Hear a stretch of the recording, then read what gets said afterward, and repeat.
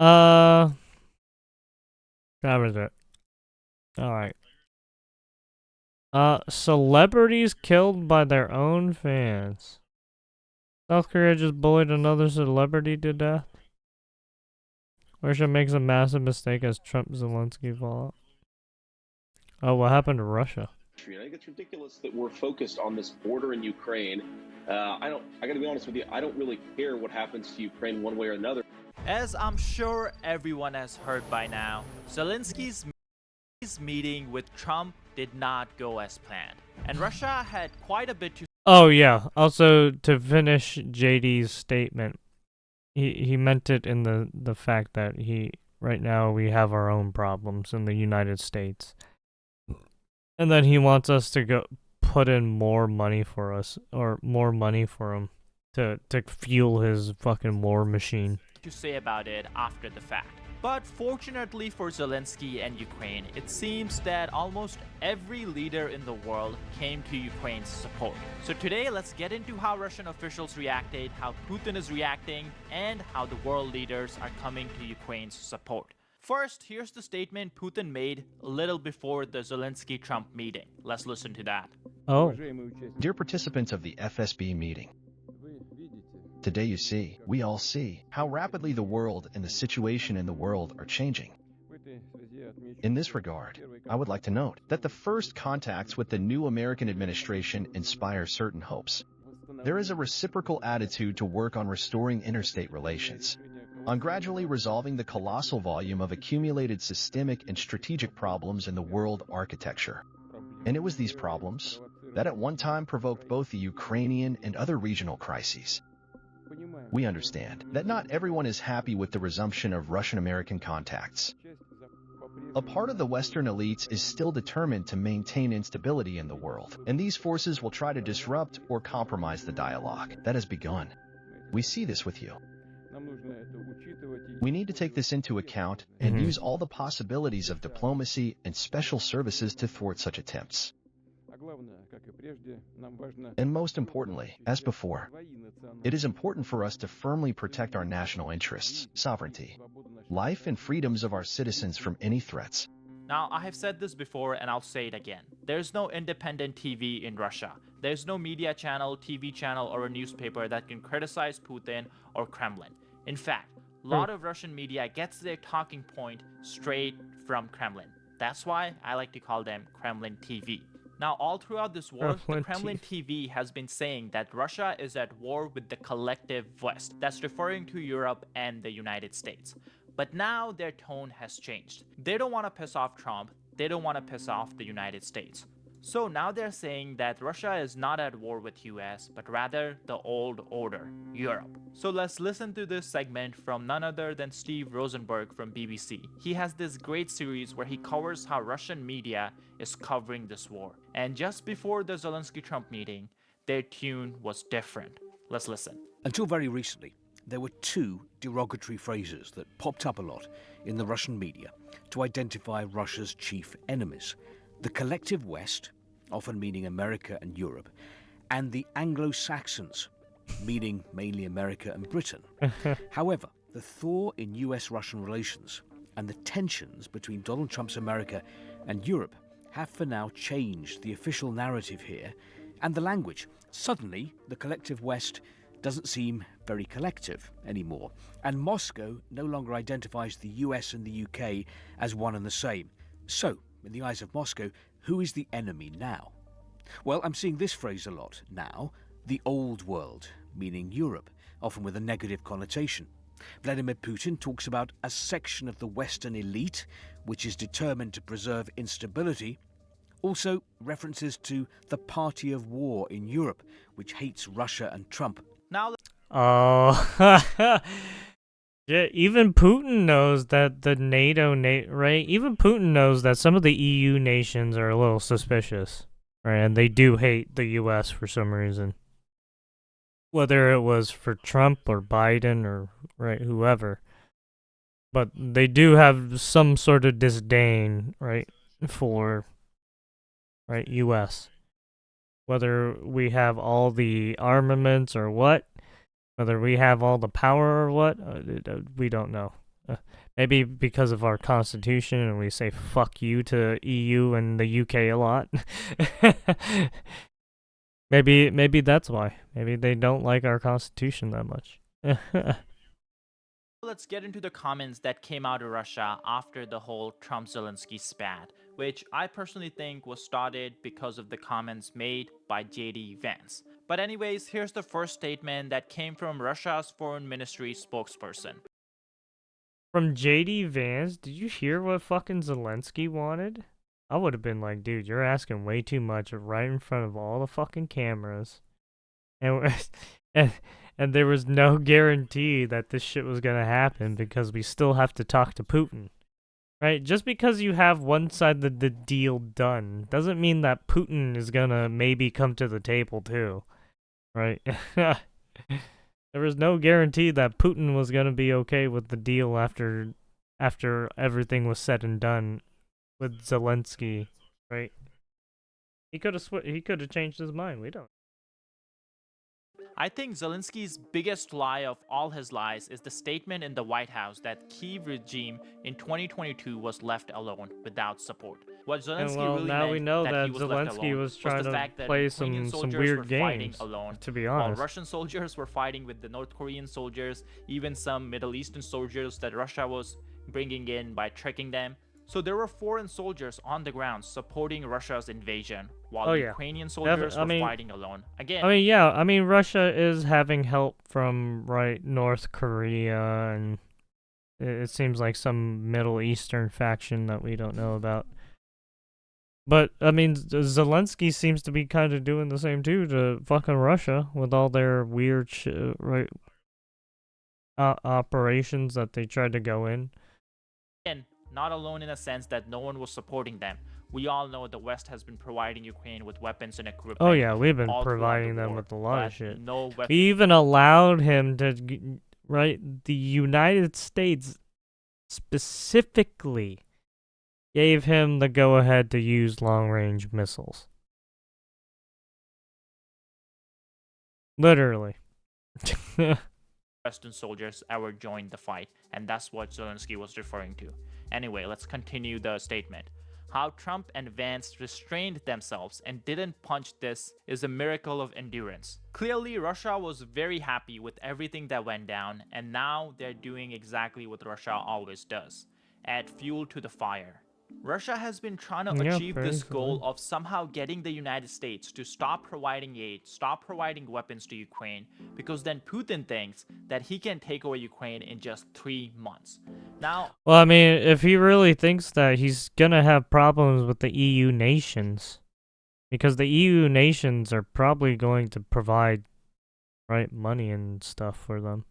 I highly doubt that's true, but then again, this is coming from the guy who in 2022 said that his army will be in Kyiv in 3 days, and 3 years later, the war is still going on. Anyways, he did say it was going to be a quick military operation, and then boom, still there.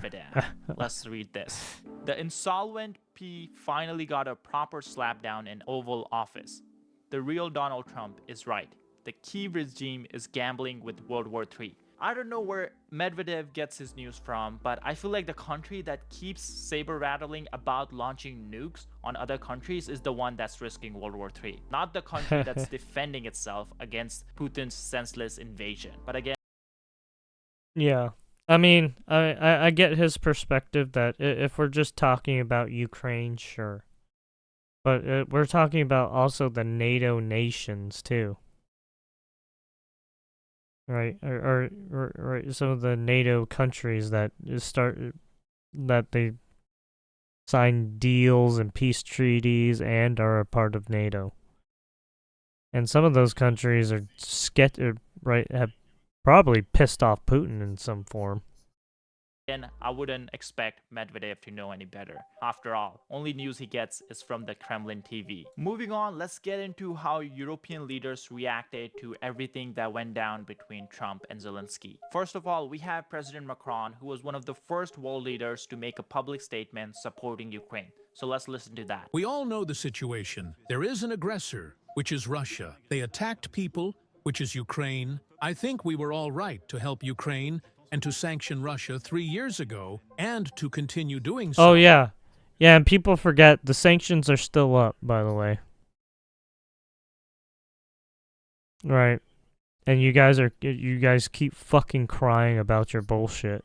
And when I say we, I mean the United States of America, the Europeans, the Canadians, the Japanese, and several others. And that's it. And we must thank all those who have helped. And we must respect those who have been fighting from the beginning, because they are fighting for their dignity, their independence. Okay, well, Macron just took a more neutral approach to things, right? Yeah, I mean, he still wants to help Ukraine, but he he didn't. All right, fine. Children, and for the security of Europe. These are simple things. Even though I think he didn't vilify Ukraine in any way. That's all. Then we had even though Canadian they did Prime start Minister some Justin shit too. Trudeau say this: Russia illegally and unjustifiably invaded Ukraine. For 3 years now, Ukrainians have fought with courage, resilience. Their fight for democracy, freedom, and sovereignty is a. They don't even talk about how they started making NATO nations and shit. Some of this shit is literally self-inflicted wounds, by the way. Fight that matters Over the to us years, all. Canada or well, will decades. continue to stand with Ukraine Right, and this Ukrainians is in like achieving decades a in the just making. and lasting peace. And that's exactly what Zelensky was trying to tell Trump during the press conference. He wasn't saying that he's against ceasefire. I'm sure you guys have seen the clip by now already, but Zelensky was saying he doesn't want the ceasefire that has been agreed with Russia time and time again for the past 2 decades. Russia has a habit of breaking ceasefires, so he wants something that's just and lasting. So he wants security guarantees with the ceasefire, that way Russia doesn't come back knocking. I understand a little bit that some of these points should have been talked behind closed doors, but then again, it wasn't Zelensky who started this all, it was JD Vance who brought up saying that Zelensky should be more thankful. And it's just laughable to think that the vice president of the strongest. Well, I mean, well, yeah, I don't know why JD Vance brought that up.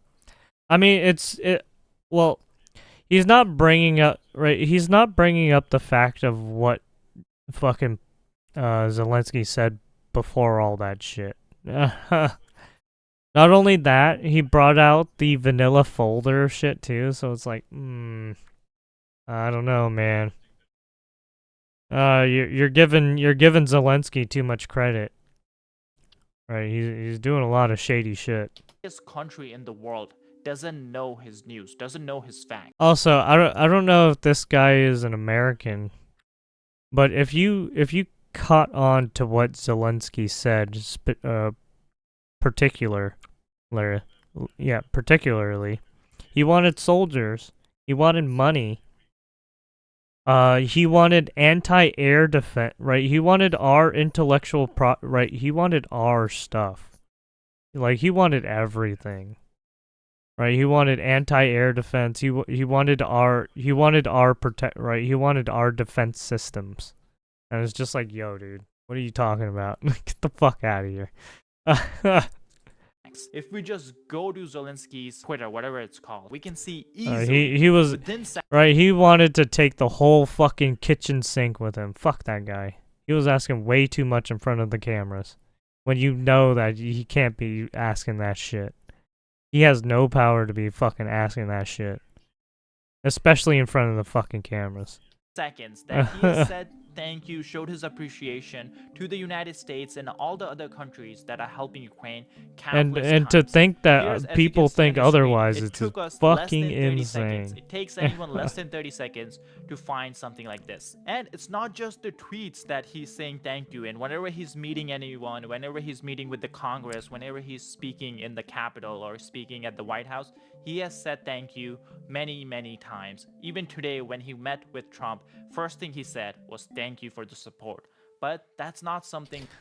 Also, he kind of fucked up the trade deal there too, because we were trying to make it worthwhile for us to be there. Right?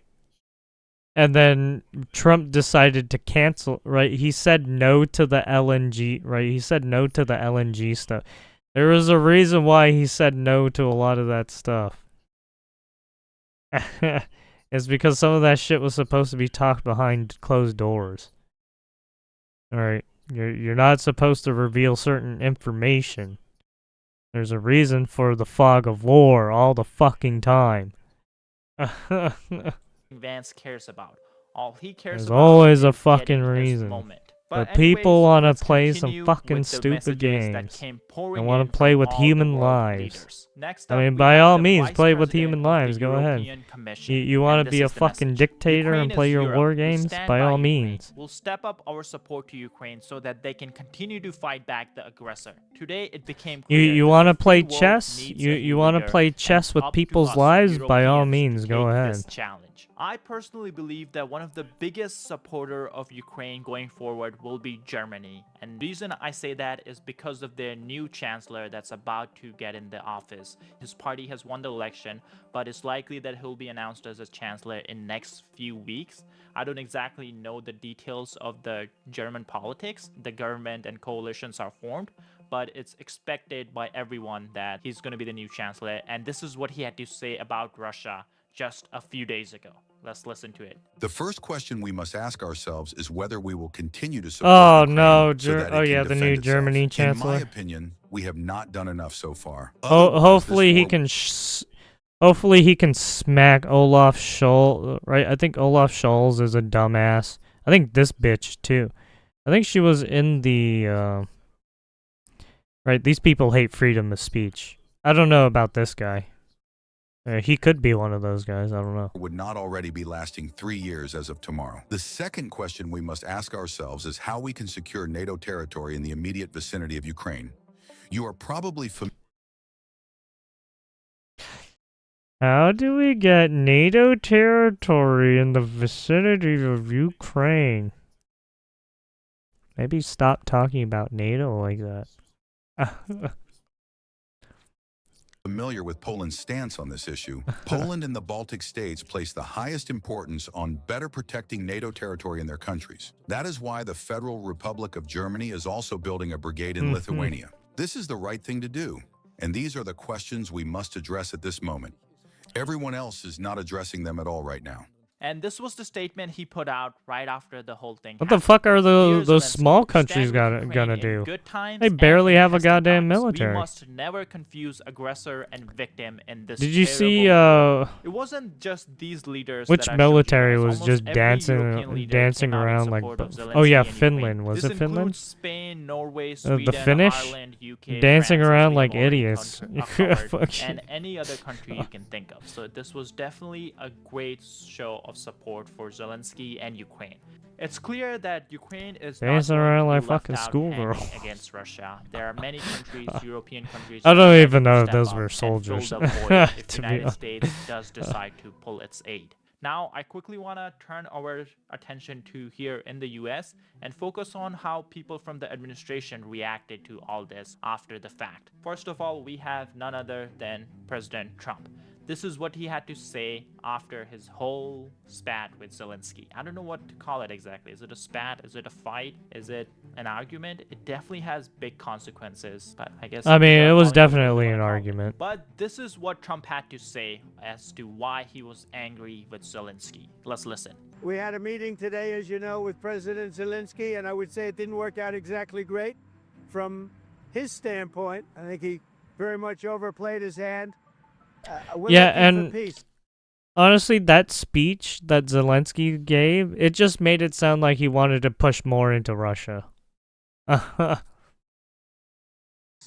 We're not looking for somebody that's going to sign up as... But I mean, even look, he wanted security details, sure. But the fact that he wanted fucking like anti-air and all that shit, it's like, dude, what are you doing? Shouldn't be fucking talking about that shit right now. strong power and then not make peace because they feel emboldened, and that's what I saw happening. I'm looking for peace. We're not looking to go into a 10-year war and play games. We want peace. And it was just my impression that if we do that, if we sign up, he's looking for something that I'm not looking for. He's looking to go on and fight, fight, fight. We're looking to end in death. 2,000 people died. No, I don't this know week. if that's true, but Soldiers, more than that. it but should have obviously 2,000 been talked approximately about behind people closed died doors. this week, young Ukrainians and Russians. Especially Now, if when we making don't a do big anything, he's deal gonna that have to deals make with a peace, but fucking he's dealing right with a very weak nuclear set of power that's cards. not even at the if table we sign, yet. he's dealing with very strong set of cards, and then he doesn't want to make peace. So that's where we are. It's very simple. I'm not looking to get into anything protracted. I want immediate peace. President Putin is going to want to make, and he wants to end it.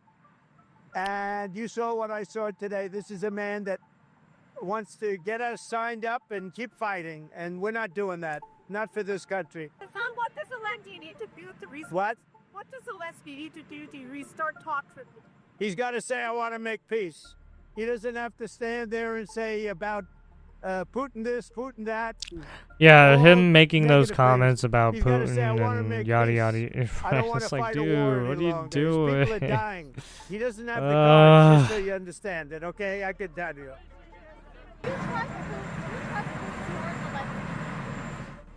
Look, I don't trust or distrust anybody. I just want to get a deal done. And if the deal happens, good. But you can't embolden somebody that does not have the cards. And all of a sudden that person says, oh, well, now I can keep fighting. We're not going to keep fighting. You're going to get the war done or let them go and see what happens. Let them fight it out. Well, he says he wants it now. He wants to come back right now, but I can't do that. I can't. They should have an immediate ceasefire. That was the other thing. He didn't want to do about ceasefire. A ceasefire could take place immediately. Well, I mean, he didn't want to do the ceasefire because of what Zelensky has done, or I mean, fucking what's his face done in the past. But I guess with the ceasefire, you could actually put some form of security in place, right? But he didn't want to do that. A contract, if you want to end. Yeah, he could have at least had a contract. Yeah, a contract in place, right? I don't know. The war, you sign up an agreement. That's going to take a period of time. It takes time. I want it to end immediately. And I think if you had a ceasefire, it would be a ceasefire, a real one, that would end it. But he doesn't want to do that. That's fine. Do a better deal. I want it to end immediately. I want a ceasefire. Yeah, I mean, now. if he doesn't want the ceasefire deal, then do it right. Ask for something better, right? Put something better on the table. Because you clearly, right? Do you want Well, do you want peace? Like, what do you want the war to stop? Do you want to stop fighting? Like, what is it? Do you want? He says, oh, I don't want a ceasefire. Well, all of a sudden, he's a big shot because he has the U.S. on his side. Either we're going to end it or let him fight it out. And if he fights it out, it's not going to be pretty. Because without us, he doesn't win. Let me tell you.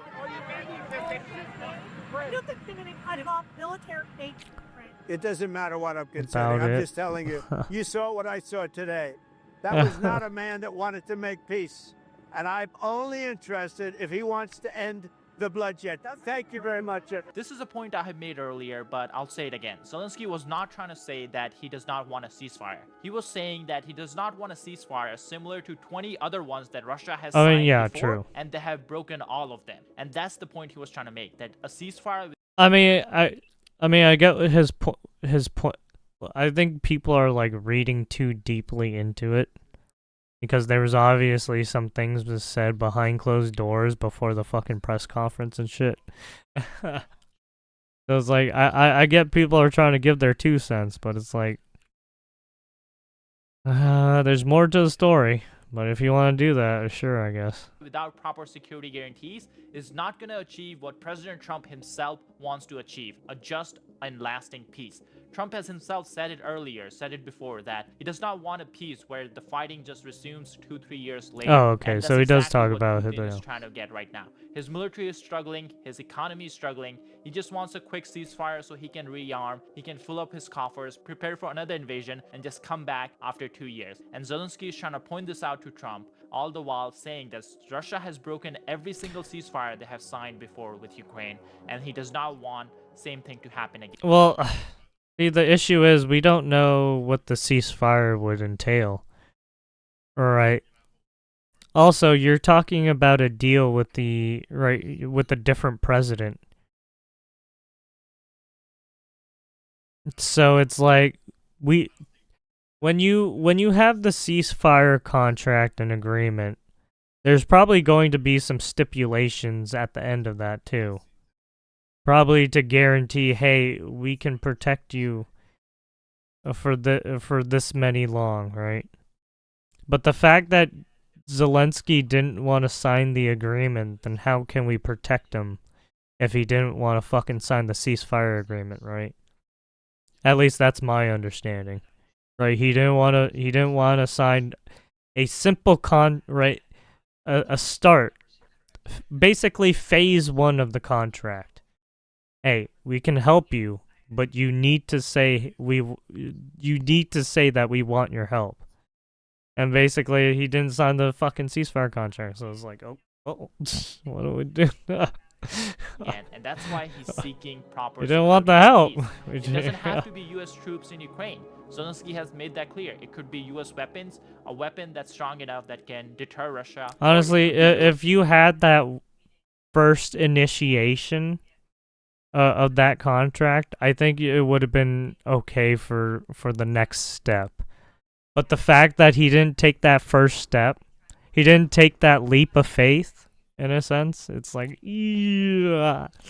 Okay, well, that's on you. Anything works, but there needs to be a proper ceasefire. If you don't want ceasefire, then ask for, right, you're gonna have to make a better deal, right? You want something else, so what is it? People are overlooking is English is not Zelensky's And you're gonna first have to language. guarantee that Now it's he gonna speaks be English, and good he for speaks us, it pretty obviously. well, but we have seen him in other interviews where he really does not want to speak English when it comes to high-level talks, because he says this himself. He's not confident in his own English and his ability to understand what someone else is saying off the cuff. And on top of that, he's not confident. Yeah, then why did he do that in front of the fucking camera? Wait, what? Let me... I've seen him in other interviews. Where he really does not want to speak English when it comes to high-level talks, because he's... Okay, so when he's in high-level talks and doesn't want to speak, why did... See, this is why it's, like, weird with Zelensky. Because it's like, why go out of your way to be... Right? I feel like he's using his acting career and being a fucking... a drama queen, really.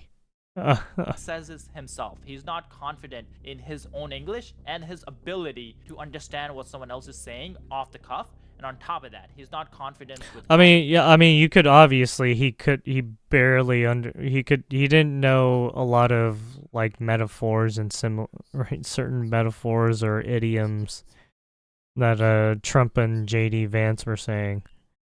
I mean, you also had that one guy in the beginning talk about, like, Zelensky not wearing a suit. I mean, that's... look, the whole suit thing was fucking stupid. I mean, yeah, it would have been nice for him to wear a suit, sure. But it's like, whatever. Complicated word. This is not the fucking point. The point is to sign a fucking peace deal. Right? A peace treaty to get these people to stop fucking trying to kill each other. Today's Fox News interview that he did after the whole Trump fiasco that happened. In that interview, we could see that there were certain words that he needed help with. When he was asked certain questions that had words that were a bit uncommon, not a common or simple word, he had to ask his translator to translate to him the word, and then he answered. Now, that's already a bit problematic for the whole thing, the pressure, the negotiation that was going on. Yeah, the fact that... The issue is they shouldn't be negotiating like that in front of the cameras like that. That wasn't the plan, I don't think.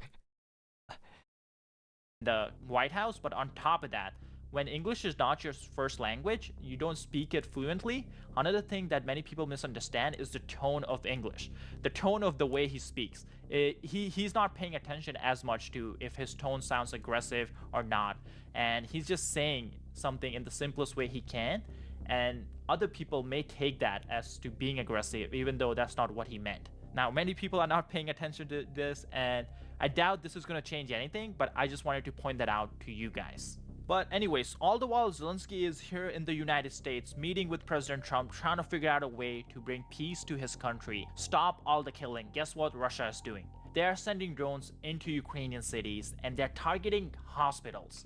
That's how evil of an empire Russia is. So let's get to that news. Breaking news, a Russian drone just struck a crowded hospital in Kharkiv, the second largest city in Ukraine. A fire is raging at the site and rescuers are rushing to the scene. This was a message from Putin. He's invincible now. Oh yeah, this one. By the way, just a heads up, YouTube doesn't really like our videos covering the war, especially when we show you clips like the one you just watched, because they're not advertiser friendly. Because of this, our videos are often monetized and restricted, which makes it hard for us to reach more people and fund our work. Your analysis on things seem a little We're proud to say that we don't take any money from investors. You're leaning on one side, right? And we believe this independence is why over 1 million of you guys trust our videos more than corporate media. If you were arguing for or against, right, you are arguing for fucking Zelensky. As little as $5 per month, and you can sign up right now by clicking the link in the description or scanning the QR code on your screen. Your support I don't know if I greatly like that very appreciated. much. Now let's continue Don't with get the me video. wrong, Now, I something kind of wanna want show you guys is Zelensky to something be that okay today's at the end Senator John too, but McCain said at the almost a same time, decade he's ago done now, some and shady it shit still too. holds true to this day. Just like Now, Putin. of course, he famously said that Russia Don't is trust just any of a these gas fuckers. station run by a mafia state, masquerading as a country. But on top of this, he said that we cannot trust Russia. And this was right after it invaded Crimea. And he was pointing it out back then that Russia is going to keep going. They're going to try to take the whole of Ukraine. And then after that, they wait a little, they rearm, they get the money in their coffers so they can go through a prolonged war and they come back for the next state. They want to rebuild the Soviet Empire. And everything John McCain said back then is true to this day. Yeah, he also didn't bring up the fact that that Zelensky wanted to go into Russia, right, to bring back some of his people, apparently. So I was like, dude, what?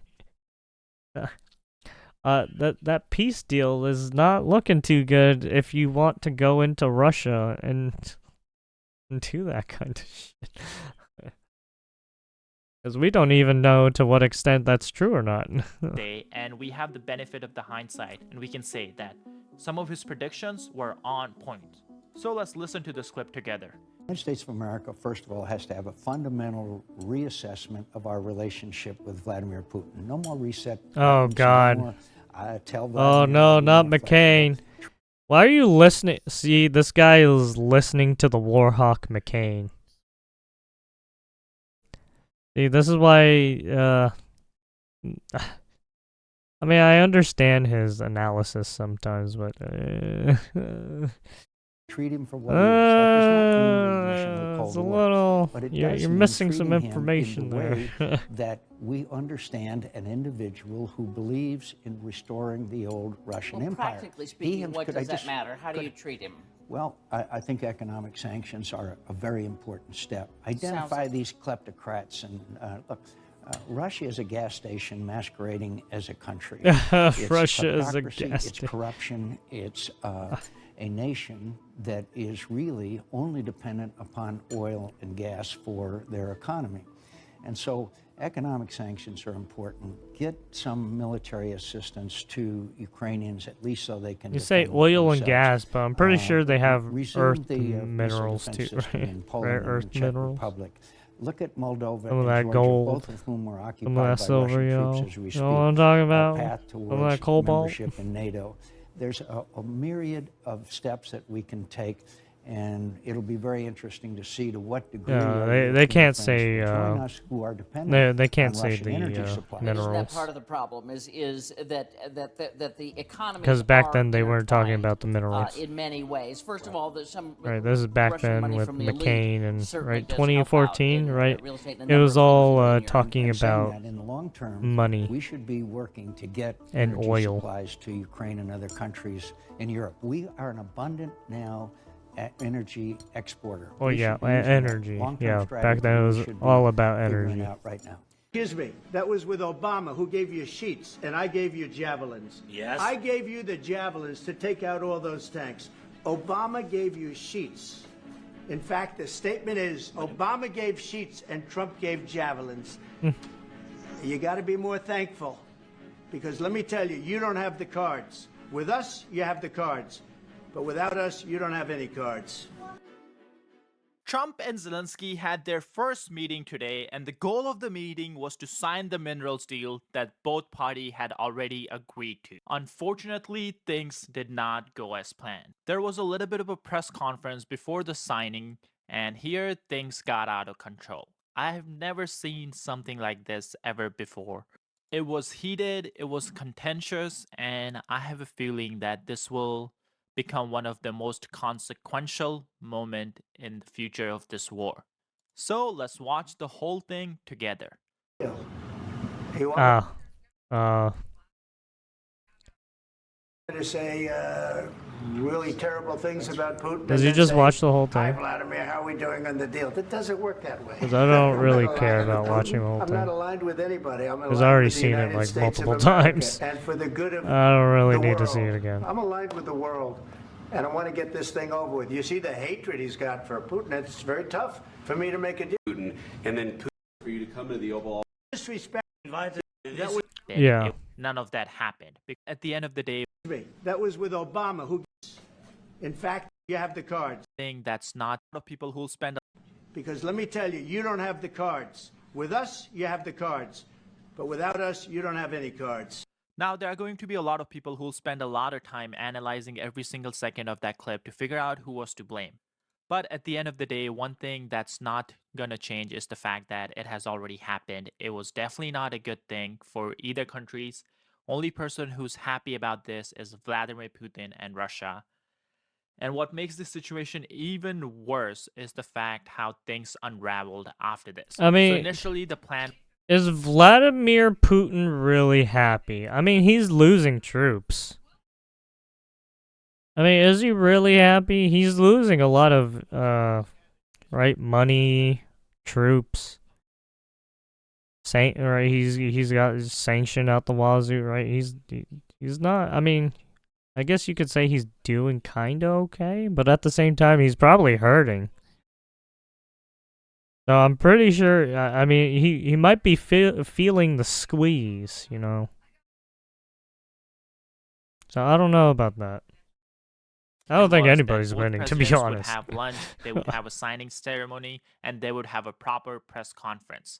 None of that happened. Because right after the meeting, this is what took place. President Trump and Ukrainian President Zelensky went to separate rooms after their heated Oval Office exchange, with Ukrainians wanting the talks to continue. The White House, however, made it clear that it was time for them to go.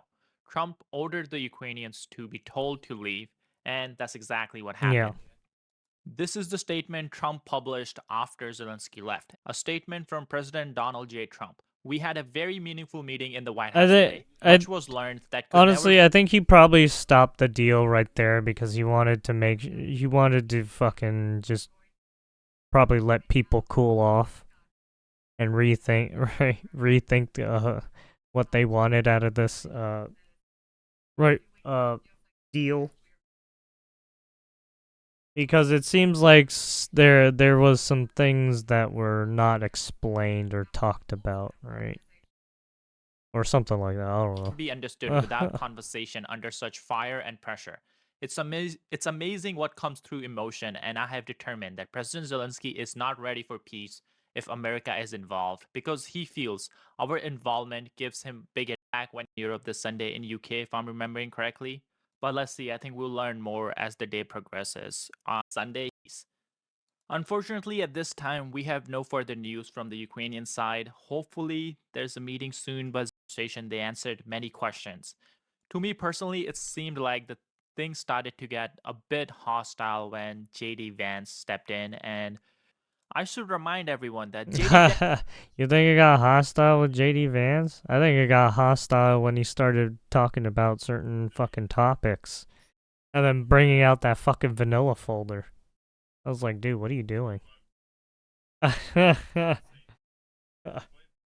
you don't see it that way, I mean, I guess, I mean, if you wanted to talk about, like, national security and making sure you keep a close, right, keep your fucking information close to your chest and make sure that there's only certain people that fucking listen. Oh, man. Especially the shit that fucking Zelensky was spouting. One of our fucking anti-air defense system shit. It was like, dude, whoa there. Whoa there, buddy. Yeah, you gotta take it easy there. You're asking a lot of fucking shit from us. Vance had some horrendous comments about Ukraine during the campaigning season for the election. He was basically saying that he doesn't care about Ukraine. United States should not be spending a single dollar on Ukraine. Saying, well, I mean, he's saying that because America first, right?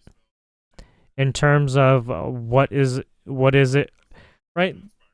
People have to think, what is it? What's good for America's best interest, right? America's national security. People are too fucking up in their feelings about other fucking people's, other countries and shit, when they should be thinking about their own fucking country. I mean, if you want to take your own country and send it into a war, go ahead. By all means, you can do that. But don't fucking drag me into your goddamn bullshit. Because if you do, I'm making sure I get that fucking gun and putting a bullet in whoever fucking caused this shit. And it's going to be a lot of American people. Ukraine is corrupt. Ukraine doesn't account for donated weapons. Military aid to Ukraine is harming U.S. economy. A lot of comments that likely did not help this conversation today. But let's first look at how this meeting started. Here's President Trump's Zelensky meeting.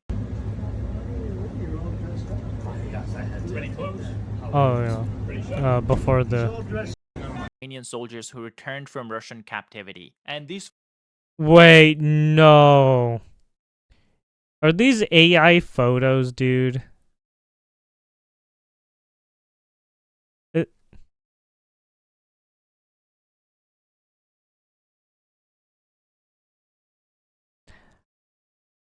Or what